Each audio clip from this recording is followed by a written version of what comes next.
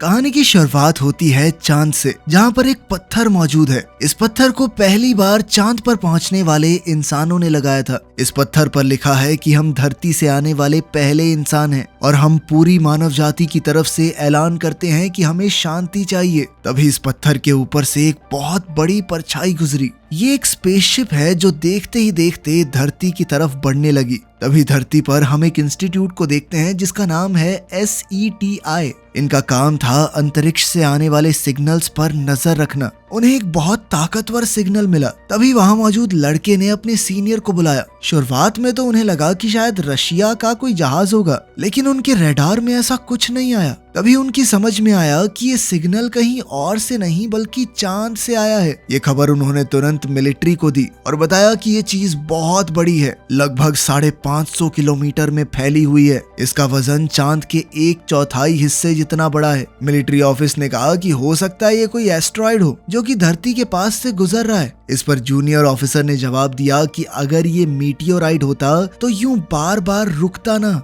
एक ही particular speed पर चलता रहता। इस बात ने सबकी टेंशन बढ़ा दी। दूसरी तरफ व्हाइट हाउस में प्रेसिडेंट भी इस बात से बहुत परेशान था कि आखिर ये चीज है क्या। तभी उन्हें बताया गया कि ये चीज अचानक ही अंतरिक्ष में रुक गई और अब वो 36 अलग अलग टुकड़ों में बट चुकी है। इसका हर एक हिस्सा बहुत बड़ा है और अगले 36 घंटे के अंदर ये चीज धरती के बहुत पास होगी। कुछ देर बाद दुनिया के अलग अलग कोनों से खबरें आने लगी कि उन लोगों ने आग के बादल देखे। ये आग का बादल कुछ और नहीं बल्कि वही UFO है जिसके अलग अलग हिस्से हो गए थे। तभी एक UFO मैक्सिको की तरफ बढ़ने लगा और जैसे ही इन्होंने अपना प्लेन उस तरफ भेजा तो प्लेन UFO तक पहुंचने से पहले ही उसकी आग से जलकर राख हो गया। यानी अब भी इंसानों को UFO से लड़ने का सॉल्यूशन नहीं मिला। कुछ ही देर बाद वो उड़न तश्तरी शहर के ऊपर आकर रुक गई। इसका साइज इतना बड़ा था कि उसने शहर को पूरी तरह से ढक लिया। सिर्फ मेक्सिको में नहीं बल्कि दुनिया के अलग अलग देशों में UFO ऐसे ही रुक गए। UFOs की वजह से टीवी सिग्नल्स में भी दिक्कत होने लगी, इसलिए टीवी स्टेशन पर एक आदमी को बुलाया गया। इस आदमी का नाम डेविड है जो कि सैटेलाइट इंजीनियर और टेक्नोलॉजिस्ट है। जब डेविड ने सैटेलाइट सिग्नल्स देखे तो उसे पता चला कि इन सिग्नल्स के बीच में कई सारे सिग्नल हैं जो कि बार बार गायब हो रहे हैं। डेविड जब बाहर गया तो आसमान में उसे एक बहुत बड़ा UFO दिखा, जिसे देखते ही वो समझ गया कि ये सिग्नल एलियंस के भेजे हुए हैं जो दुनिया भर में अपने UFOs की पोजीशन सेट कर रहे हैं और अगले 7 घंटे में सिग्नल्स पूरी तरह गायब हो जाएंगे।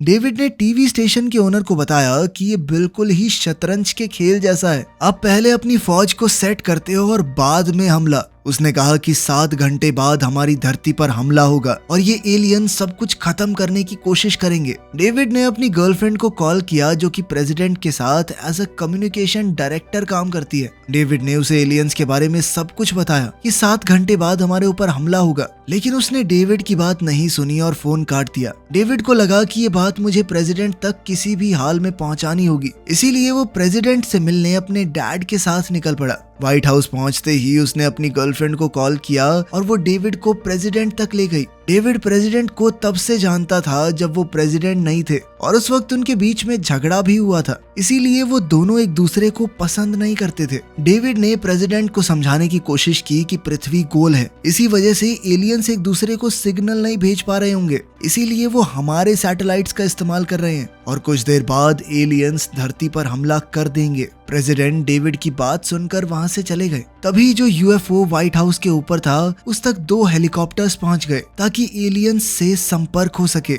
लेकिन जैसे ही हेलीकॉप्टर्स UFO के करीब पहुंचे तो UFO के अंदर से एलियन ने उन पर गोलियों से हमला कर दिया और दोनों हेलीकॉप्टर्स में धमाका हो गया। ये देखकर प्रेसिडेंट और जनरल समझ गए कि उनके ऊपर हमला होने वाला है। इसका मतलब डेविड की बात सच थी, इसीलिए सब व्हाइट हाउस छोड़कर भागने लगे। पूरे शहर में अफरा तफरी मच गई, सब लोग शहर छोड़ने लगे। लेकिन तभी टाइम खत्म हो गया और आसमान में UFO का दरवाजा खुला। UFO के अंदर एक नीले रंग की चमकदार रोशनी दिखी। हर कोई उसकी ओर देखने लगा और अगले ही पल UFO ने हमला करना शुरू कर दिया। हमला इतना ताकतवर था कि बड़ी बड़ी बिल्डिंग्स कुछ ही सेकंडों में मिट्टी में मिल गई और अगले कुछ घंटों में शहर के शहर तबाह हो गए। प्रेसिडेंट को अपनी गलती का एहसास हुआ। उसने कहा कि मुझे शहर को पहले ही खाली करवा देना चाहिए था। लाखों मासूम लोग मर गए जिनकी कोई भी गलती नहीं थी।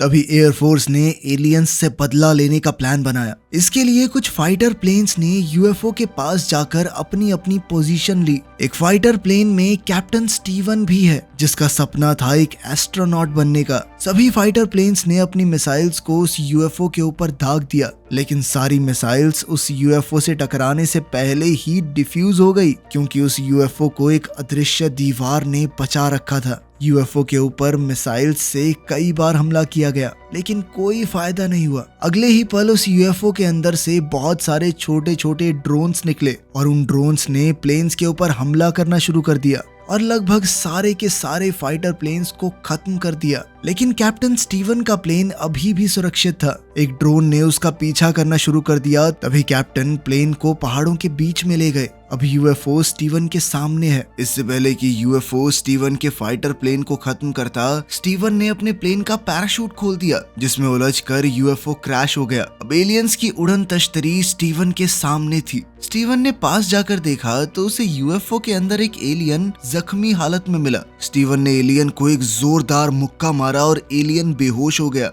वहीं प्रेसिडेंट भी परेशान हो गए, क्योंकि एलियंस ने उनकी एयरफोर्स को बर्बाद कर दिया था। इसलिए उनके लोग चाहते हैं कि एलियंस के ऊपर न्यूक्लियर बॉम्ब से हमला किया जाए, मगर प्रेसिडेंट ने उनकी बात नहीं मानी। उनका कहना था कि मैं अपने लोगों को खतरे में नहीं डाल सकता। तभी डेविड ने भी ये बात सुन ली और उसे गुस्सा आ गया। डेविड ने कहा कि हम एलियंस पर न्यूक्लियर बॉम्ब से हमला नहीं कर सकते, क्योंकि ऐसा करने पर हम खुद अपनी धरती को खत्म कर देंगे। डिफेंस मिनिस्टर ने गुस्से में डेविड को बाहर जाने को कहा। इस बात से डेविड के पिता को गुस्सा आ गया और वो कहने लगे कि तुम सब कुछ जानते थे, इसके बावजूद भी तुमने कुछ नहीं किया। साल 1947 में रोजवेल में एक यूएफओ क्रैश हुआ था, जिसके अंदर एलियन भी थे, जिन एलियंस को तुमने एरिया 51 के अंदर दुनिया से छुपा कर रखा। यानी तुम्हें पता था कि एलियंस सच में होते हैं। तुम लोगों को इस जंग की तैयारी पहले से कर लेनी चाहिए थी। तभी प्रेसिडेंट डेविड के पिता से कहने लगे कि कोई एरिया 51 नहीं है और ना ही कोई एलियन पहले धरती पर आया था। लेकिन दूसरी ओर से डिफेंस मिनिस्टर ने कहा कि ये सच कह रहे हैं। ये सुनते ही प्रेसिडेंट तो हैरान रह गया, क्योंकि प्रेसिडेंट को किसी ने एरिया 51 या फिर किसी यूएफओ के क्रैश होने के बारे में कुछ बताया ही नहीं।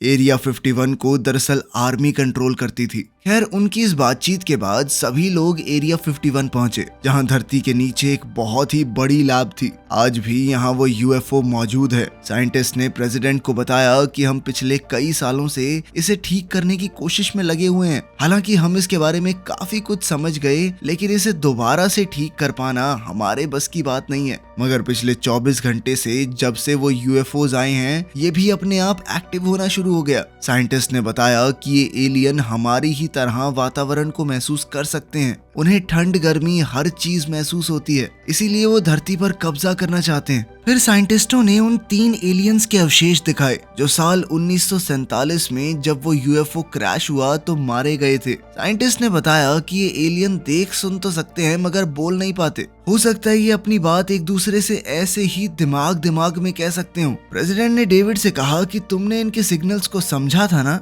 अब तुम ही इनके कोड को समझोगे। दूसरी तरफ कैप्टन स्टीवन एलियन को पैराशूट में बांधकर आगे बढ़ने लगा। तभी अचानक उन्हें कुछ ट्रक्स दिखाई दिए। ट्रक में बैठे इस आदमी का नाम है रसल, जो आज से 10 साल पहले वियतनाम की लड़ाई में जहाज उड़ा चुका था। उस वक्त अचानक ही इसे एलियंस ने अगवा कर लिया था। मतलब कम से कम वो तो यही कहता था, लेकिन उसकी बात पर कभी किसी ने विश्वास ही नहीं किया। और अब कैप्टन स्टीवन उस एलियन को लेकर आगे बढ़ा। वो सभी लोग एक बेस पर पहुंचे। दरअसल स्टीवन ने अपना जहाज उड़ाते हुए इस बेस को ऊपर से ही देख लिया था, जो कि एरिया 51 है। सिक्योरिटी ने उन्हें अंदर जाने की परमिशन देने से मना कर दिया, लेकिन जब स्टीवन ने उन्हें वो एलियन दिखाया तो सब लोग डर गए और तुरंत ही उन्हें अंदर जाने की जगह दे दी। एलियन को अंदर लैब में ले जाया गया। साइंटिस्ट उसे चेक कर ही रहे थे कि तभी एलियन को होश आ गया। एलियन ने जैसे ही साइंटिस्ट की तरफ देखा तो उसके सर में दर्द होने लगा। ये एक टेलीपैथिक इफेक्ट था, यानी वो अपने दिमाग की ताकत से कुछ सिग्नल भेज रहा था। इसके बाद एलियन ने एक एक करके सबको मार डाला।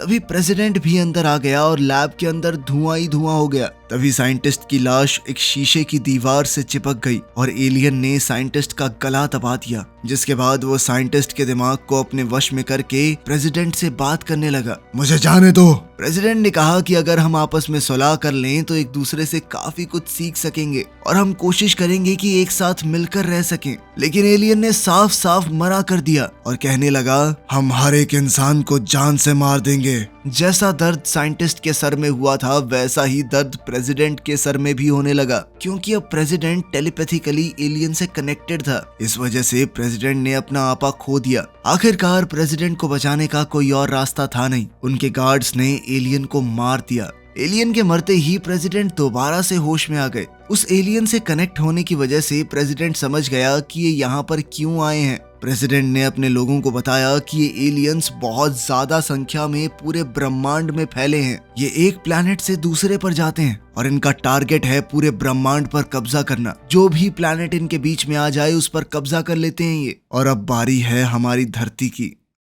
न्यूक्लियर हमले के अलावा अब कोई चारा नहीं बचा, इसीलिए उन्होंने यूएफओ के ऊपर तुरंत न्यूक्लियर हमला कर दिया। लेकिन उस अदृश्य दीवार ने यूएफओ को न्यूक्लियर बॉम्ब से भी बचा लिया। उसके ऊपर बिल्कुल भी असर नहीं हुआ। तभी कैप्टन स्टीवन हेलीकॉप्टर लेकर शहर चले गए अपनी बीवी और बच्चे से मिलने। वहाँ प्रेसिडेंट की पत्नी भी थी जिनकी तबीयत बहुत खराब है, इसलिए स्टीवन सबको वापस ले आया। लेकिन प्रेसिडेंट की पत्नी को इंटरनल ब्लीडिंग हो रही थी। डॉक्टर उसे रोक नहीं पाए और उसकी मौके पर ही मौत हो गई, जिसके बाद प्रेसिडेंट बहुत ज्यादा दुखी हो गया। वहीं डेविड भी न्यूक्लियर अटैक वाले फैसले से बहुत नाराज हुआ। डेविड ने शराब कुछ ज्यादा ही पी ली। तभी उसके पिता वहां आकर उसे समझाने लगे, लेकिन डेविड कुछ भी नहीं समझना चाहता था। उसके पिता ने कहा कि तुम अपने कपड़े ठीक करो वरना तुम्हें ठंड लग जाएगी, तुम बीमार हो जाओगे। ये सुनते ही डेविड के दिमाग में एक आइडिया आया और वो उस उड़न तश्तरी के पास गया जो 1947 में क्रैश हुई थी। वो यूएफओ भी अब अचानक से एक्टिव हो गया था।